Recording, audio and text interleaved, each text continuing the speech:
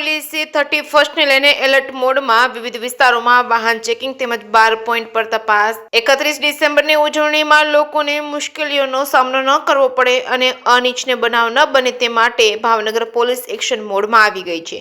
વાહન ચેકિંગ તેમજ નશીલી હાલતમાં રખડતા ભટકતા લોકોને ધરપકડ કરી કાયદેસરની કાર્યવાહી હાથ ધરવામાં આવી છે।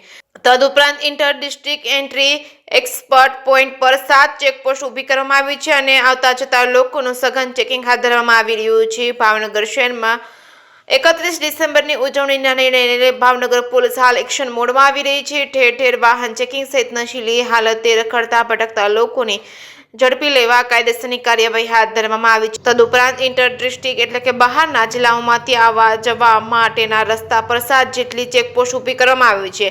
આવતા જતા વાહનોનું સઘન ચેકિંગ હાથ ધરવામાં આવી રહ્યું છે। ભાવનગર શહેરમાં 12 જેટલા પોઈન્ટ લોકેટ કરવામાં આવ્યા હતા અને આ પોઈન્ટ પર બેરેક્ટિંગ કરી અને વાહન ચાલકોને ચેક કરવામાં આવી રહ્યા છે। ફાર્મ હાઉસ, હોટલ, ધાબા સહિતના સ્થળો પર પોલીસની ટીમ દ્વારા કોમ્બિંગ અને સઘન ચેકિંગ કરવામાં આવી રહ્યું છે।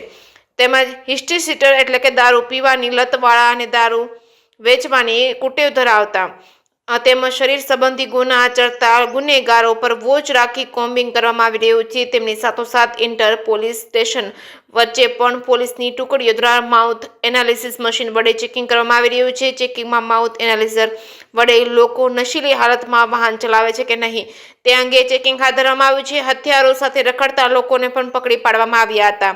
જે કે સિંગુ સાથે હિરેનભાઈ ભાવનગર।